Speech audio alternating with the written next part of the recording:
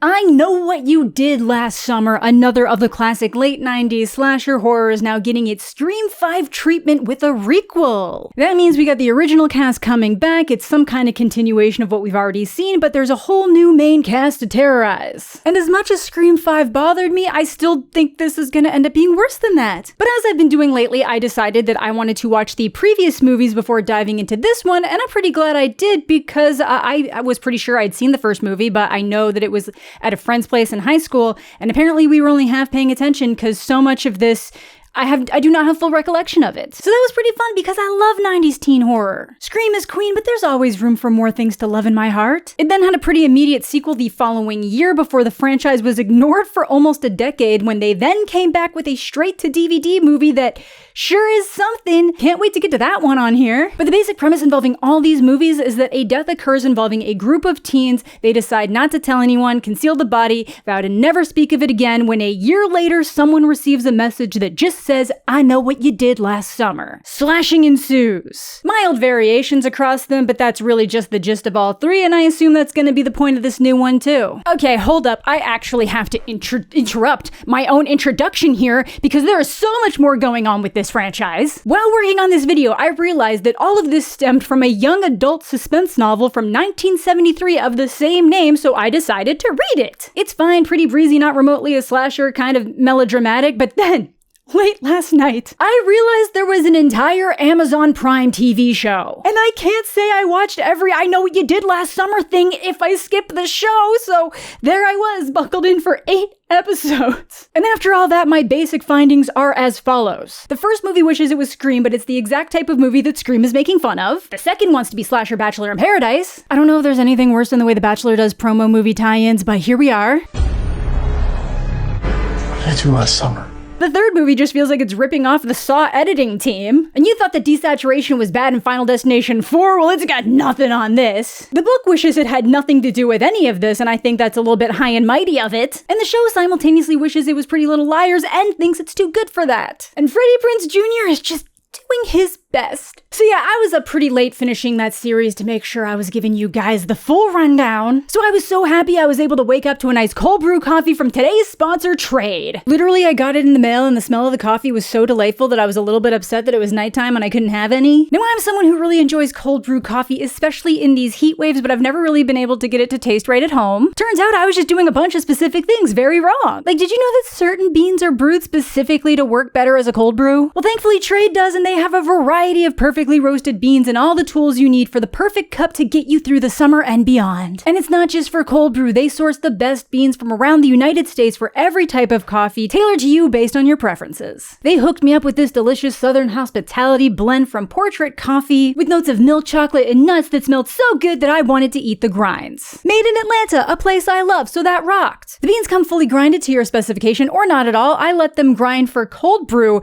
optimization, so I had the highest chance for personal success. And all I had to do was scoop some into this pitcher, add water, pop it in the fridge, and I was waking up to perfect cups of cold brew for days. Instantly saving at least $15 every time I had a cup at home because I absolutely would have been ordering coffee in. And it can be that easy for you too. Right now, Trade is giving 50% off a month of their cold brew, which is around 60 cups of coffee, 50% off when you go to drinktrade.com/Amanda. That's drinktrade.com/Amanda. All right, so just like that Final Destination and 28 Days Later video, I'm gonna start off with my spoiler-free thoughts on this new movie before touching on the originals, the book, and the TV show. Before diving into the spoilers on this new one, and I will try to have my timestamps down below, so if they're not there, leave a comment. Okay, so now I've seen the remake, and it's fine. It's really predictable in a lot of ways, but they keep the kills a lot more creative in this one. We go outside the fish hook for a lot of the deaths, which just made for some really fun options, like a harpoon gun. I also feel like they succeeded in infusing that tension I feel has been lacking from this franchise, which is a great touch. It does fall victim to a bunch of people unironically using a bunch of Gen Z speak, and you can only get away with so much of that, especially in 2025. At this point, it's almost all ironic, and that's not really how it's being delivered here. Most of the characters are likable enough to be concerned whether they die, which is fair because I don't really have a soft spot for the original characters either. But I fear one of the biggest problems, at least with the movies, is that the fisherman really just doesn't have the juice to be genuinely terrifying like so many other iconic horror icons. Like, it's scary in the moment, but you try telling someone that a guy dressed like Paddington in the rain is trying to kill you and see how serious that sounds. They do quote the AMC Nicole Kidman ad though, which I did appreciate, but it really does lock this into a particular place in time. I also feel like the central incident that happens is way less serious in terms of like their involvement in it than the ones of the past, so I feel the kill brutality often overreaches the things they actually did, but that's okay. I'm on board. I also appreciate them trying to flip things up because I feel like you can really only do that same setup so many times. But it doesn't deviate too far from that. As usual, something happens involving a group of friends, someone dies, and they all vow to keep quiet, and a year later, people start dying. The killer seemingly mimicking a legendary serial killer from that same town, forcing these current crop of kids to turn to the original survivors for help. I just have one question. What did you do last summer? In this movie, they're also older than we usually see, so it's less of a teen slasher and more of a post-adolescent 20s slasher. And the reason why they're all back in town before that accident is for an engagement party. Again, this is all happening in Southport, but because someone new has come in with money to develop the location and is trying to like revamp its image, they've done a lot to conceal that those murders ever happened all those years ago, to the point that a lot of people growing up in this town aren't even aware of them. Overall, it's pretty fun. It's not great or anything. It does drag in a few areas, and they definitely put in stuff that they didn't have to, so they'd have an excuse to bring certain characters back. As I so often say with some horrors, there is no reason for this type of movie to be pushing 2 hours. They introduced some characters and ideas with them that I thought would have been super interesting to follow, then almost immediately snuff them out. And then it just doesn't end for a while. Like, people were walking out before realizing that the movie was still going. But hey, for me, it didn't really have that much of a legacy to contend with, so I like it a hell of a lot more than a lot of the other follow-up pieces of media in this franchise. And hey, in some ways, there's things I like about it more than the original movie. But that'll do it for the spoiler-free setup. Let's dive on into the pieces of media that brought us to this place. I Know What You Did Last Summer, 1997. Another classic late 90s horror with names, some of who were really just starting out at the time. The lead, Julie, is played by Jennifer Love Hewitt, who is right in the middle of her Party of Five run. Neve Campbell is also in Party of Five, but sorry, Julie, Sidney Prescott will beat you as the final girl every time, forever. Her best friend Helen is played by Sarah Michelle Gellar, who was already a name from All My Children, but 1997 was really the year of horror for her because this movie released 4 months after Buffy Season 1 ended and 2 months before the release of Scream 2. It had Ryan Phillippe pre-Cruel Intentions, post-Crimson Tide, Freddie Prinze Jr. in what I think is his first big role, and I maintain he got the role of Fred in Scooby-Doo because of his performance as Ray in these movies. I love this thing. It's a toothbrush, Freddie. A toothbrush. Found out he's a Nepo baby, and that made a lot of sense. A random Johnny Galecki who is most known for Big Bang Theory but would have already done his stint on Roseanne. So overall, we got a pretty solid cast to work with, but what's the movie? Basically, 4 teens partying on the 4th of July hit someone on the road and decide to hide the body so they don't ruin their futures. And it's a pretty contentious moment because Julie really wants to go to the cops but gets bullied out of it. And this is after a loss of virginity scene, and that's why we don't have sex in horror movies. Which you are clearly aware that you're in fictional characters. And before the accident happens, they're telling each other scary stories, urban legends, specifically the one of a couple being killed by a hooked hand killer in their car. Ooh, foreshadowing. But things really start to kick off when they try to dispose of that dead body, and it wakes up, and then they end up knocking him into the water where he actually dies. Meaning if they had just called the cops, they had the chance to save this person's life, and instead they just vow to go on as if none of this ever happened. Cut to a year later, we got Julie kind of crashing out at college. I do like that it physically looks like she's weighed down by the guilt and everyone's really been affected by it except maybe Barry. But being the lead in this movie, Julie is the one who ends up with the no return address letter saying, "I know what you did last summer." Oh, that's where the title comes from. I get it. And as expected from here, people progressively start turning up dead. All hunted by a man dressed as a fisherman with a hook leading into the 4th of July, the 1-year anniversary of the killing. So as is always the case in slashers, they need to run through the people it might be. Is it Max that drove by them on the road that night? Probably not, because he ends up killed first. Not that Barry knows that yet, so he's pretty sure for quite a while that he's the one responsible. Max, you're fucking dead. Well, it's funny you say that, Barry, because yeah, he is. Is it the victim, David Egan's sister Missy, or the guy she said visited a couple times after her brother's death named Billy Blue? Maybe not, because the sister's pretty sure that the brother killed himself because he was responsible for his girlfriend's death. At one point they wonder if it's Ray because he's frequently not around them when things are happening and kind of acting like a weirdo, and then later on Julie notices that the boat he has is named Billy Blue, meaning he was the one visiting Missy, making him seem guilty as hell. But whoever it is seems to have some stat upgrades in a way that's similar to Ghostface. We're talking disappearing with bodies super quickly after making kills. At one point, the killer puts Max's body in Julie's trunk with a pile of crabs, then somehow gets it all out, including the smell in the time it takes her to go up to a house to get Barry and Helen. And for the drama, we'll allow it, I suppose. It gets much more egregious as the franchise goes on. In the end, the big twist is that the person they killed was not, in fact, David Egan. They hit Ben Willis, the father of the girl David was responsible for killing. So Ben had actually lured David Egan to the cliff that night so he could kill him in revenge, and then got hit by the gang when he was trying to sneak away. And it turns out he still didn't die after getting knocked into the ocean. So he's the one who's been hunting them down in revenge for them leaving him for dead until the only people left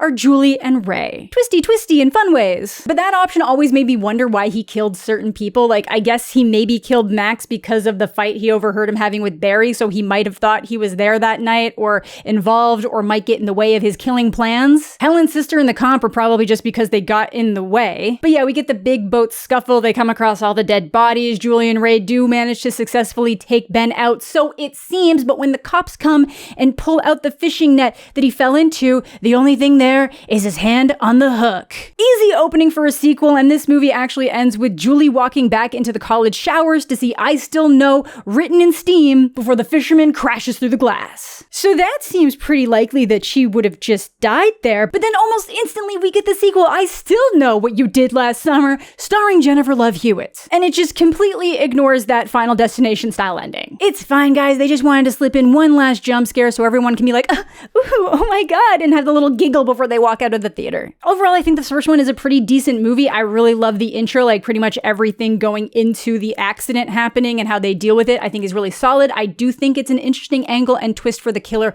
at the end, that it kind of like goes down a couple layers. But the middle just plays out way too standard to stand out in any way. Even at the time, it would have been like very by the book. Especially considering this is a teen slasher that came out after Scream. Some of the performances also get really rough, like I don't always believe like the way Julie's freaking out in the road, and honestly that can make things more enjoyable for me at times, and it did, just not in the way they wanted. What are you waiting for, huh?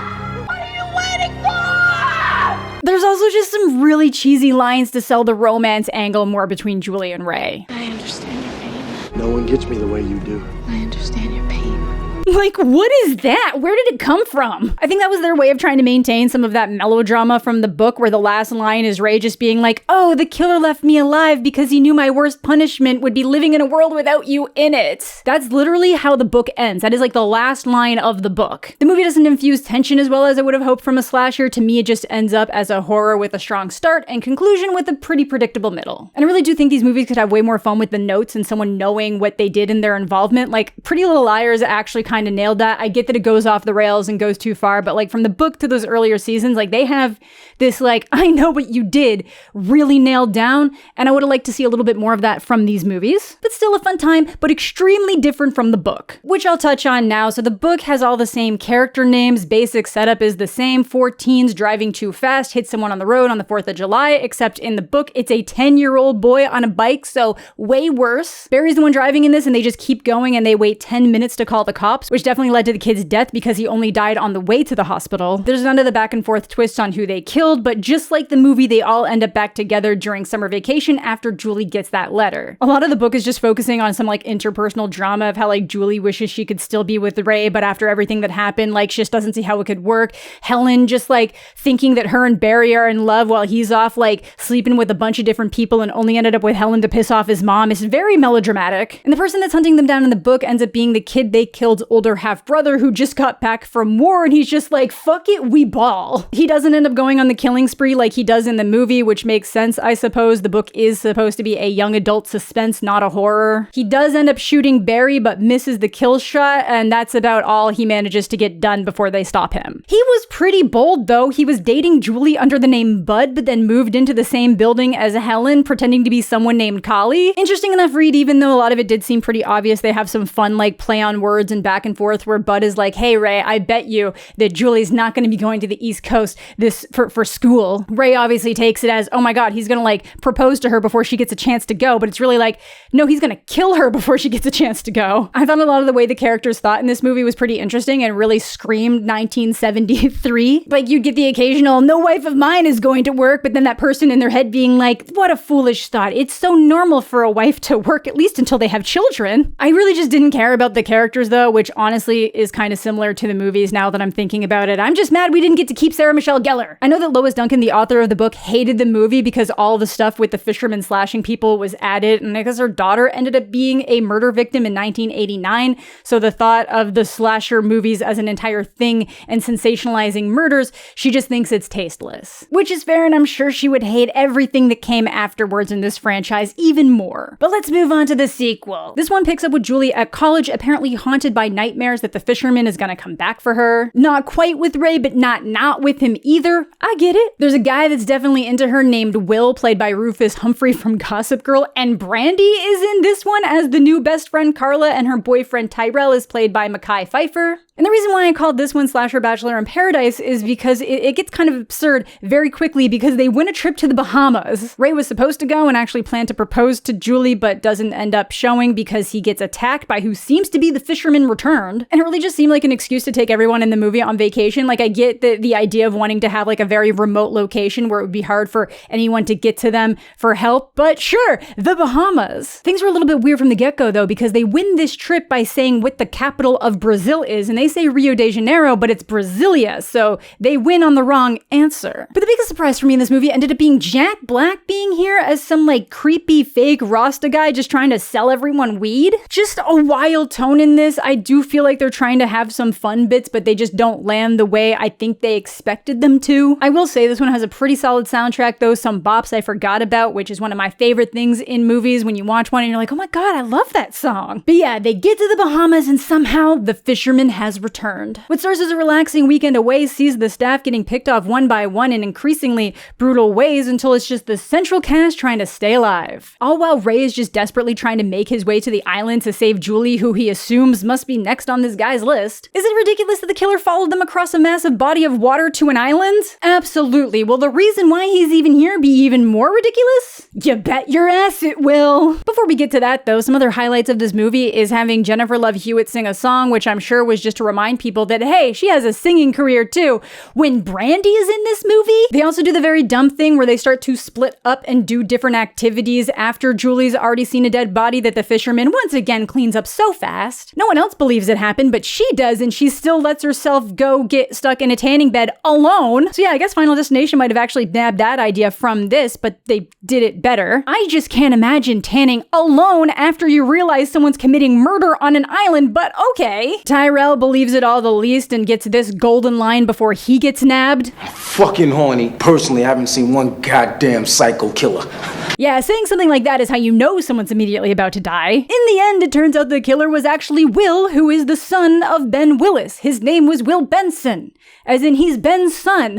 You know, it's not the worst thing. Will was the one who pretended to be the radio sweepstakes and orchestrated all of this. It's how he knew where to be to stop Ray from showing up. But yeah, apparently Ben Willis used to work at this resort, then his wife went missing, which started a bunch of rumors about him killing her, which he absolutely did. And now he's out to get revenge again because yeah, he did not die at the end of the last movie. He just like lost his hand and now he's permanently replaced it with the hook. While Julie's desperately trying to escape her fate, Ray ends up showing up after his bus and stolen boat ventures to save the day. Dude just drove across the ocean in a massive storm. I can't. But it all winds up to Ben accidentally killing his own son while trying to stab Ray before Julie shoots him, so now the killers must be really gone. Until the end of the movie where once again Ben is somehow in their apartment. That is twice now, guys. Is he coming back in this new one too? And again, my final conclusions are that these movies must be how Freddie Prinze Jr. got the role of Fred because that's basically how he's been acting these past two movies. It really does just feel like you took Fred and put him into a much more adult episode of Scooby-Doo, but it's not time for the new movie out because we have to get to the straight to DVD I'll Always Know What You Did Last Summer. 8 years after part 2, they thought this was a good idea, and my god, is it ever a mess. And almost the kind of mess that makes it really fun for how hilariously bad it is, but still not quite. It is ridiculous enough that it made me consider making a video on it alone, but I shan't. So this whole movie is shot in a way that feels like a flashback, and they do all these jumpy flash edits like someone on the editing team was just really into the first Saw movie or CSI. Like, it is so incredibly desaturated. When I was just kind of like scrubbing through it to double check some stuff, I was like, is this a flashback scene? No, it's just all filmed that way. The acting in this one is absolutely god awful, and the one person I recognized is the Zoe actress because she plays Spencer's sister in Pretty Little Liars. Oh, and I guess this guy was actually in Final Destination 2, but I did not recognize him. It is very rough though, like this laughing. I bet you got some dirty little secrets. I heard you suck in bed.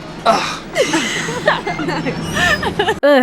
Okay, so the deal with this one is that this is a group of kids who heard about the urban legend, but specifically their version of the story is the real-life events that happened in the previous 2 movies. And they think it would be funny to pull a prank at this carnival and pretend that one of their friends gets killed by the fishermen. Issue being someone moved the mattresses for the stunt, so their friend actually plummeted to his death, and he was the sheriff's son, so risky stuff. As is typical with these movies, the remaining friends decide to keep quiet and pretend that there really is a fisherman killer back and just go their separate ways, before they all end up back together a year later around the 4th of July.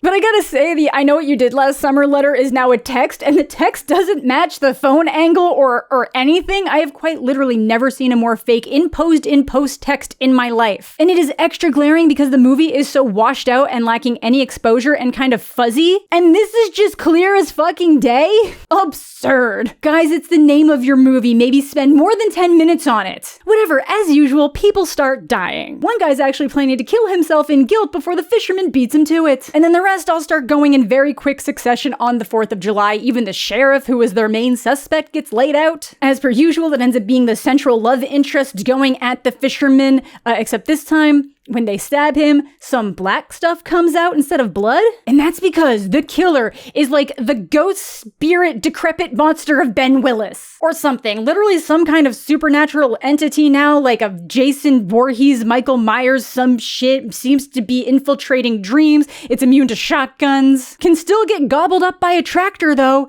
Somehow. I think it's implying that her stabbing his head with a fishing hook weakened him. Only his own weaponry can affect him properly. Anyways, that's him gone, I guess. It turned into a literal urban legend, but the way they're talking to the cops after they're getting bandaged up and stuff, it's like, yeah, guess it really was the fisherman back for another round. But that's okay, he's not from around here. He won't bother anybody again.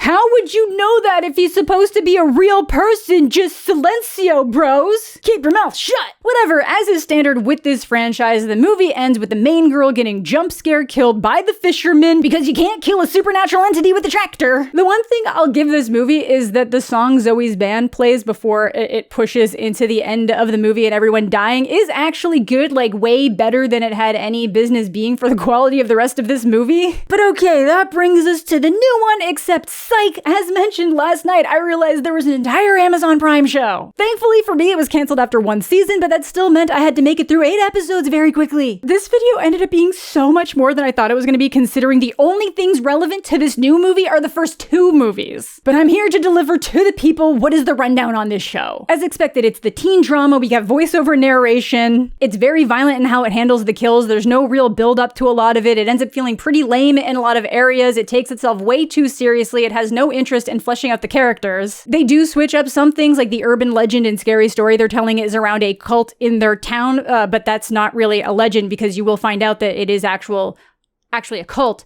and some of the characters' parents were actually involved. Like one of the characters thinks her mom is dead, but her mom actually just ran off with a cult leader to leave her family because the cult was the truth. I'm so dumb. Now, the person who's killed in this movie is the main character Lennon's twin sister, Allison, but the twist, which you find out by the end of this episode, is that it's actually Lennon that was run over and Allison is just pretending to be her now. Lennon was the one who was more popular and had a lot of friends, so Allison decides she's just gonna skinwalk her way through life. And that is actually a promising angle and does feel right out of Pretty Little Liars. Similar vibes for sure, but this show, again, wishes it could be that unhinged and entertaining because I do think it just thinks it's better than that, but they're literally even using the name Allison and the twins and the texts they're getting being like, I know what you did, are from an Allison number throughout, so it feels very similar. Just again, not as good. It ends up being such a weird thing that I do like the ways they tried to flip this up for a teen show. They just didn't handle it that great, and some of it just flat out doesn't make sense. Like the dad is just cool with Allison pretending to be her twin sister after she killed her. The The show goes on to kill the gay character first, which for real, in the years are 2020s. Pretty intense though, this character Johnny ends up getting decapitated and whoever did it sends them all the video of it being done. That's what you can get away with on the streamers, baby. But yeah, this show is really throwing everything at the wall. We got like secret OnlyFans, secret lesbian love, and it's pretty confusing to tell who knows what and how and when. It falls victim to the same issues a lot of these other teen horrors do, where people are being murdered and terrorized and no one goes to the cops and the cops don't find any of the extremely obvious evidence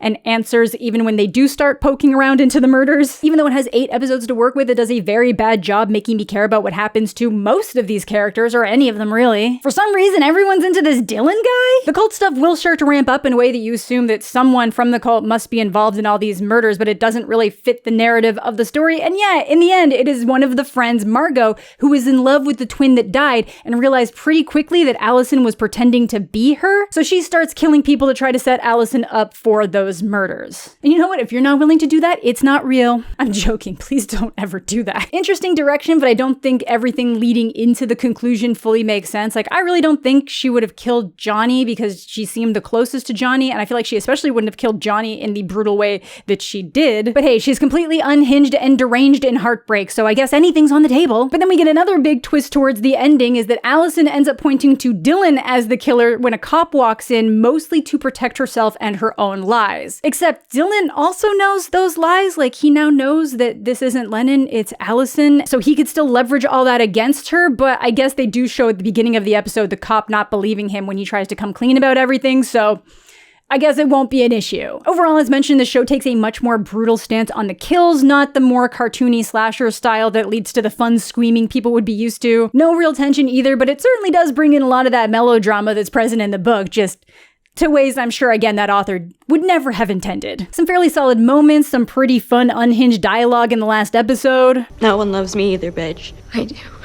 I just fucking stabbed you. They left things open enough to continue on, but the show does end up canceled, probably for fair reasons. And again, honestly, it all just made me want to rewatch Pretty Little Liars. So that finally brings us to I Know What You Did Last Summer 2025. The Legacy Cast, the requel, the setup for a new era, maybe. So let's dive into those spoilers. Unfortunately, right from the beginning, part of this movie just feels like a little bit weird. Like, they're trying to make it seem like weed is very risque. Like, Ava, the main character, had hidden a joint in a fake book, and it's like, ooh, it's half smoke, I still have some to go, ooh. Then later on, a single joint is their party favor of the evening. It just feels very early 90s for something that's so aggressively 2020s. But the reason why they're all back in town, and at this point the incident has not happened yet, is for Danica and Teddy's engagement. Ava and Milo here used to date, and Stevie here is a 5th friend from high school that actually crashed out after her dad ran off with a college fund and seems to have tried to put her life back together at this point. I was honestly kind of wondering if something had already happened at this point and we hadn't seen it yet, but no, the instigating incident is about to happen. It's a little bit awkward, especially with Stevie, but they all agree to drive out to a point on the road with the best view of the fireworks, which is literally just pulling over on the side of a cliff in the dark, which genius plan here, guys. And I mean a cliff that has a road. People are going to continue driving here. But there are so many fake outs in this scene. Like, first Teddy pretends to like that something's in the road and yells at Danica to stop, but there's nothing there, and it's just like a haha. But then they all get out of the car, and for some reason he insists on standing in the middle of the road and literally almost lets himself get hit by a car before Milo has to like tackle him off, and he's just really kind of waltzing around acting like a budget Channing Tatum. Then he still refuses to get out of the road when a completely different car comes barreling around the corner, swerves to miss him, then hits into a guardrail, and all 5 of them are just desperately trying to get this guy out of the truck. They don't manage to, and it goes over. As per usual, our presumed main final girl is the one who doesn't want to leave. She actually wants to try to find a way to get down there to see if he's still alive because he was before it went over. But Teddy says it's fine. He already called the cops and he wants them to leave the scene and just go to the police station to give a statement, which they don't do. His dad, a wealthy real estate developer, basically runs the entire town, owns the cops, said he'd take care of covering everything up and their involvement in it. So they all end up making a pact not to tell anybody what happened and go their separate ways. Which is so stupid because this literally is nobody's fault. Like, somebody points that out and Milo's like, no man, it's manslaughter, it's manslaughter. And it's like, I really don't think he would have gotten in that much trouble criminally. Like maybe someone would have said something, but he clearly has the ability to have amazing lawyers or pay something to make it go away. But this dude was speeding. They also tried so hard to get him out of the truck, but then he went over a cliff that had no way of getting to. So I don't know what else they were supposed to do. Like they've screwed up, but not in the way people have screwed up in the previous installments where they're literally directly the cause of another person's death. Like, yes, I guess you can argue that this is a direct cause of someone's death, but I mean, like, they didn't physically run the guy over. So that's what I mean by the things that are coming seem exponentially higher as punishment than what they did originally. Like, sure, they let it all get swept under the rug, but the cops wouldn't have taken their statement anyway because they're bought and paid by Teddy's dad. So regardless of what actions they took, the outcome still would have been the same. This person would have died and the cops would have just covered up their involvement. But as usual, something brings the gang back together a year later, just before the anniversary of the accident, which is always the 4th of July. This time for Danica's bridal shower to a totally new guy. God, she moves fast. Yeah, I guess Teddy went off the rails after what happened and bailed out on the wedding a month early. So now she's with this guy who's apparently an alcoholic. I don't really know why they introduced that, but sometimes I feel like they told us stuff about this guy, so it'd be like, she probably wouldn't have been happy with him anyways. He was an alcoholic. Because he ends up being the first kill. And potentially one of my favorites. He gets got with a harpoon gun out of the darkness. So hardcore. Then he's there bleeding out, offering up his crypto wallet. They really wanted us to think that he was a douchebag, I guess. Really iconic for me, though, all while Danica's upstairs in a bath listening to some kind of like meditation audio session and just gets to walk down the stairs to him hooked up with the words, "You can't erase the past" behind him in his own blood. Brutal. I love it when the killers take time to do arts and crafts when there's like someone immediately upstairs that could catch them. But let's roll it back a little bit. Our central character, again, is Ava, and she really hasn't talked to anybody in the year since it happened, but still feels the need to come to this bridal shower. And they really want us to know that she's going through it because she's hooking up with the girl she just met in the airport bathroom. But it turns out that this girl is in town because she hosts a true crime podcast called Live, Laugh, Slaughter, and she's specifically in town to uncover more of the mysteries around the massacres that happened in 1997, aka the first movie, which the people in this movie haven't really heard of. And I was really hoping they were going to take a cool angle with this because there's so many interesting ways you can look at true crime podcasts and how some people treat it as if it's the same kind of reality show as like The Bachelor or something. Lots of interesting opportunities there, but no. We'll get to that. On to the bridal shower. Danica and Stevie have randomly become super close in the past year, and it's at this bridal shower that Danica is actually the one that gets the initial "I know what you did last summer" letter. Nice touch though, just mixed in a bunch of all her bridal shower gifts so she freaks out. At first they assume it might be some kind of prank, but they're still pretty on edge, and then after that first kill, it's pretty clear that they're being targeted, so they bring up the guy that they feel responsible for having killed Sam Cooper, who apparently had no real family or friends, which made it sadder in one way, but also meant that there doesn't seem to be someone who would have clear motives to come after them. So Ava rightfully decides that Tyler here, the podcaster, might be the only lead because, again, she is specifically in town uncovering the story of the fisherman killer, and it seems like perhaps that's what's happening here. Especially when she reveals that all those years ago, the killings were preceded by someone getting a letter that said, "I know what you did last summer." But yeah, Tyler is kind of the example of everything that's wrong in the true crime space. Like, she's got merch of Helen, a real victim. Again, I just cannot stress how much you could do with a true crime podcaster in modern horror. It's one of the most fun things we have to play with when it comes to legacy requels. Using something that didn't really exist back when the original movie happened and certainly didn't exist to the way that we know it now, and finding a way to work it into the plot. Like, Scream 4 was ahead of the curve and nailed this back in 2011, and you guys can't figure out how to do it 14 years later? Okay, whatever. Ava and Tyler end up attacked by the fishermen when they're visiting the location that Helen actually died. Ava does manage to get a slash off on whoever it is, and it shows real blood, so it is at least a real human this time. I can't believe I have to stress that. And once again, the person that actually dies is not remotely related to the incident that happened a year ago. It's Tyler that gets brutally murdered and hanged out the window. This kill will end up feeling even more weird to me by the end of the movie, but we will get there. It's pretty funny though. Tyler stops running at one point and just starts begging for her life, saying she's a huge fan of his work, so again, trying to justify reasons why it's okay she's dead. Really, the only justification I can think here is that maybe this killer just really wants to kill people or is worried that her sniffing around for insider details about the original killings will somehow expose him or her as well. But it was also pretty clear that Tyler recognized whoever killed her because she pulled the hat off. So to me, at that point, it really narrowed down who it could be. It could either be Ray or Julie as two of the original survivors, because she'd obviously recognized them from her research, or Milo, who she met when Ava got picked up at the airport. Or somehow Ben Willis again back from the dead, and I hope to hell not. So with 2 people dead and Ava officially seeing it as a fisherman killer, she decides to track down Julie, who is conveniently teaching about 45 minutes away. Tyler managed to get that information into the story before she died. And we can see from her photos that Ray's actually been ripped out of a bunch of group pictures, so wonder what kind of drama's going on there. We find out that they are divorced. You are trying so hard to be Dewey and Gale. And her advice is pretty simple. Figure out the connection to the person that died, even if it seems like there isn't any, and that's where you'll find the killer. And that's about as much as she's willing to help because she still refuses to step foot into Southport. Now again, based on the influence of Teddy's dad, who basically owns this town, desperately trying not to ruin the 4th of July celebrations like he's the mayor in Jaws, the city's trying to cover up that these are even murders at all. They play off the car accident last year as some kind of drug-fueled bender, the fiance as an accident, and the podcaster as a suicide. Not that it does much good when the gang's at the town hall meeting being like, I got chased by a guy and a fisherman slicker with a hook. Which is when Ray walks in to corroborate. Yeah, I guess the bar that Stevie works at is Ray, and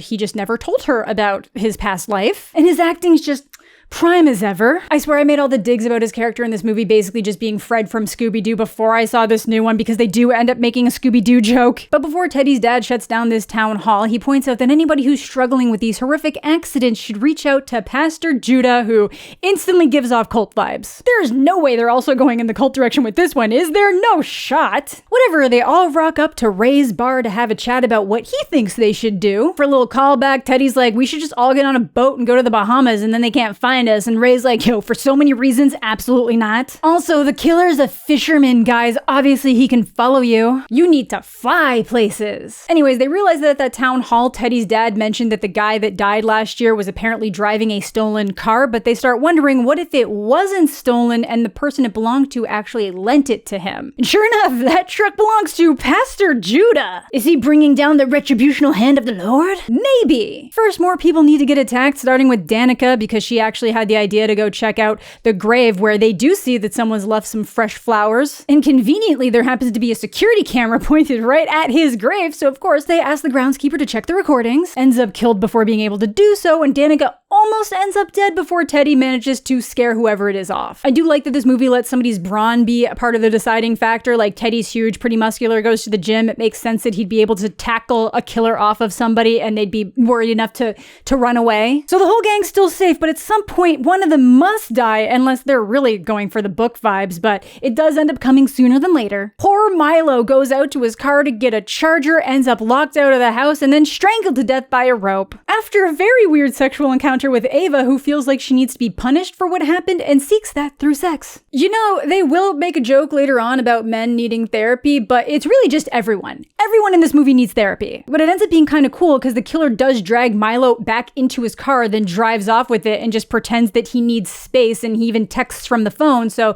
that's not good. They don't know he's dead for quite a while. So the next day, Danica and Ava do make their way to the church to talk to the pastor, where the girl that Stevie was working with at the beginning of the movie is, that might be a little bit suspicious and still giving off some weird culty vibes. Either way, they don't really get any answers out of him, but Danica does find proof that shows that the pastor and Sam, the victim, were basically besties, and then does take that information to the cops. Because yeah, at this point, everything's pointing to the church. And it seems like the head of the police takes them really serious at first, but it's really just to go fill Teddy's dad in about thinking that they're going through some kind of hysterical break, so he just leaves them locked in there overnight. But the least believable thing in this scene is that Ava's like, oh my god, my phone's dying, do you have yours? And Danica's like, I left mine in the car. That is not the type of girl that leaves her phone anywhere. Let's be for real. And things are just getting really dumb at this point. Like, I realize they don't know that Milo's dead yet, but you'd think that Teddy's dad would be taking it a little bit more serious because his son could get pulled into whatever the hell is happening, because there are real murders and he must be acknowledging that there are real murders. He's just trying to cover them up. But hey, not that Teddy's taking it super seriously either, even though he had to save Danica. But also Teddy could help himself by telling anyone that when he went to the steam room, someone had left him a nice little "you're next" note in the glass. But no, he's still just vibing alone on the 4th of July, a prime murder night. Yeah, I get he's in his house and he thinks it's safe, but most of this house is just outdoors and probably easy to access. He ends up getting attacked in his own home by the killer pretending to be a statue in his hallway, and he ends up getting so close to it that I just refuse to believe he wouldn't have noticed that there was someone standing in front of it. But whatever, Teddy actually manages to get the upper hand even though he's been stabbed a couple times at this point, but then instead of stabbing the killer on the ground, or at least pulling off the hat, he just starts hobbling away asking for help. Why wouldn't you just kill the person? Or I don't know, chuck the knife and sit on them until you can get help around. So of course he doesn't manage to get his parents' attention, feeling a little bit like the first Screen movie in Drew Barrymore, before he's hunted down again, giving the killer a chance to lure his dad out too, and kills him pretty brutally. And honestly, if we have to play a game of who deserves to die, of everyone in this movie, it is absolutely Teddy's dad that deserves it the most. I get that Teddy's the one who technically wouldn't get out of the road that in a roundabout way led to the death, but that dude was speeding. But the dad's the reason why none of this stuff is getting handled faster, and who concealed the original killings too. But hey, at least someone who was directly involved in that initial accident is dead this time. And then we get what can only be described as both a time waster and an excuse to bring back another legacy character, a nightmare sequence with Helen. And to an extent I want to allow it, because I did say I was sad that we lost Sarah Michelle Gellar, but it's just this nightmare that Danica's having of her being like, hey, your fiance here didn't do anything and now he's dead because of what you did. But again, she didn't really do anything, but I get it, this is a nightmare fueled by her own insecurities and her own guilt. But yeah, the whole scene was absolutely serving, as Danica would probably say. It is the best performance in the entire movie out of Sarah Michelle Gellar, but it is absolutely only in this movie to justify having her back in this installment in some way. I get it, your husband's here, you want to have fun too, and you are actually the one who can act of this original cast. But that's pretty much that scene. They then get let out of the room the next morning because they've now realized that Teddy and Grant are dead because their bodies have been strung up on the pier. And apparently no one noticed until broad daylight, so they've just been out there cooking for hours. Again, I will give it to them, they're having a lot of fun with a lot of these death scenes and these like little set pieces and displays of shock. But at least now the cops are willing to take the girl seriously, and they head to the church, where they find Pastor Judah dead, so definitely not him. But then one of them noticed that there's a picture on the wall that has both Sam and the pastor and Stevie. And it all adds up. Teddy's dad said that Sam was a troubled drug addict and that's why he went off the road. Stevie had gone through a really rough patch and ended up in rehab, so they both ended up turning to the Lord. I don't know why she would have killed the pastor, especially in such a theatrical way. He's like, looks like he's praying, but he's just like propped up by something stabbed through his chest with his like eyes gouged out. Like, I get that maybe he would have been able to give them the answers that Stevie was involved, but still. But even with that reveal, I believe there had to be a second killer, because Stevie is actively trying to save Ava while the fisherman is killing Tyler. And seeing as Stevie is Ray's boss, it kind of feels like that might be the direction they're taking this. You live long enough to see yourself become the villain. I know that you know that while I'm recording this, I do know what happens, but a lot of times I write these videos the way I have them written in my notes as I'm watching the movie. So you must trust that these are my thoughts and notes. But the gang doesn't know about this revelation yet, so after seeing the bodies strung up, Ray's like, look, you're gonna get caught up trying to get out of town. You should take the boat and go. Where Stevie pretty quickly starts trying to kill them too. Revealing what we pretty much already know, that when she was going through that rough time and they all abandoned her in high school, her and Sam got super close in the church and she loved him, and that's why they all have to die. And that is honestly kind of dumb. Even Ava has to point out, like, hey, I was actually the only one who wanted to stay that night. You were very firmly on team. Let's cover all this up and get out of here. I get that she's not supposed to be logical because she's literally going on a killing spree, but yeah. Pretty fun scene though. At one point, Danica's like, you killed my fiance, which Stevie just gets to pop off the clear zinger of which one. Cause yeah, she really did take them both out. So if you were wondering why the fiance had to die at the beginning when he literally wasn't involved in anything, it was specifically so Danica would know what it felt like to be Stevie who lost her love. Either way, seems like we're about to close things out as Ray shows up with a gun and shoots Stevie after she hooks Danica over the boat. But then I realized there was still a decent amount of time left and we still had to reveal who must be an accomplice. So without ever really stopping to see if Danica might be alive and just kind of floating in the water, they head back to Ray's bar to decompress, which is when Ava realizes that he has a bandage exactly where she would have sliced the killer. And at the same time, Julie's hearing that Stevie was the real killer and then puts it together that Ray owns the bar she works at and is pretty positive that he might be involved. And yes, as I initially anticipated, with a couple other options, a legacy character is one of the killers. And because Ava's now realized that, she has to die too. Apparently they almost let her live because Stevie was like, she was actually the only one who wanted to stay that night, but now she knows too much. And yeah, that's obviously why Ray shot Stevie, was to protect his own ass. So what is his motivation? Well, Julie shows up and he reveals that it comes down to the town trying to erase their existence from all those years ago and everything that happened to them. But if that was the case and that was the thing that annoyed you the most, why did you kill the podcaster that wanted to shed light on all the things that happened to you. I get that it might be because she could have gotten in the way of your current plans, and there's also the chance that you just hate her because of how she's kind of making a spectacle out of the death of your actual friends. Again, she had Helen merch, but she was specifically going to let the world know what happened. But whatever, the main point of this reveal is for them to use it as a double meaning to point out the issue with nostalgia and media and these type of sequel, requel, whatevers. And Julie's response to that is just like, who cares? Nostalgia's overrated. Yeah, no, in the reality of this world, it is very much a problem that they swept a bunch of murders under the rug. Not a problem to the level of justifying committing murder, but yeah, it was just a really weird point to make here when that is the exact point of what this movie is. You are bringing back a dead franchise to maintain IP rights. Literally infusing an entire nightmare sequence that the movie did not need to bring back a fan favorite character. And you want to tell me that nostalgia's overrated? Okay. It's fine though. You want to be Scream, but you can't be Scream. Scream is even struggling to be Scream right now. Again, you guys even went the scorned divorced lover route with Ray and Julie. Like, come on. Logically, I know that Ray being a killer is insulting to his legacy character status, and I feel the need to respect that because I know how I'd feel if Scream had just tossed Dewey in as a killer for convenience or to like twist people up. But I say that knowing that it doesn't really seem like this franchise has ever cared about its own legacy. Whatever, Ava manages to harpoon Ray, makes it out, Danica washes up on the shore alive. This is where they start talking about men needing therapy, but Stevie and Ava are both absolutely prime candidates for so much therapy. Are you joking? I'm sorry, you didn't earn your slay line. You did not slay in that way. Now, at this point, the movie already feels like it should have ended as they were walking out of the hospital, but it is still going. They also make sure to toss into us that Stevie also somehow survived being shot into the ocean. This is the movie that never ends. Because then there's a mid-credit scene where Julie goes to visit Carla, aka Brandy. Because I guess after the events of this, Julie is now once again being threatened directly and ended up with a picture showing that Carla was also on the chopping block. All ending with Carla saying,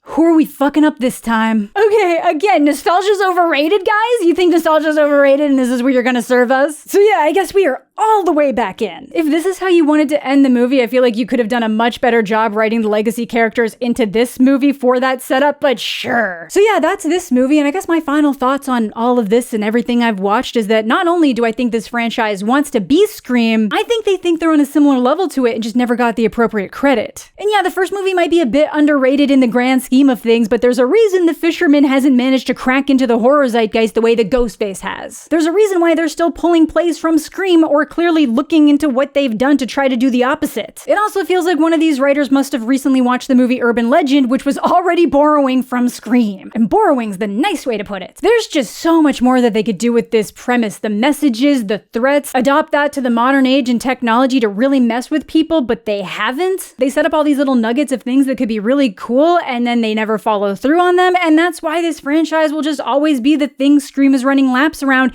even when it's at its weakest. Like, it's a very weird thing. I think that Scream 5 is a better movie, but it frustrates me a hell of a lot more, and I think this one is just more fun to watch for stupid reasons, but it's absolutely the worst movie. But yeah, let me know what you guys are thinking about this one down below. I'm definitely higher on this one rating-wise than a lot of my peers, while acknowledging that, yeah, it is pretty stupid, but I had fun. I would absolutely watch this again in a group setting where, you know, giggling and chatting was allowed, but it definitely drags in the theater, but I still had a pretty good time. In terms of a lot of these like remakes happening like years down the line, I think Final Destination 6 is actually taking the cake for being the best one. But that's gonna do it for today's video. Thank you all so much for watching. Thanks as always to my Patreon supporters and YouTube channel members. Subscribe to the channel if you're new. Leave a like on the video if you're into that kind of thing. I hope you're all having a fantastic day. I'm mostly okay, and we'll catch you all later.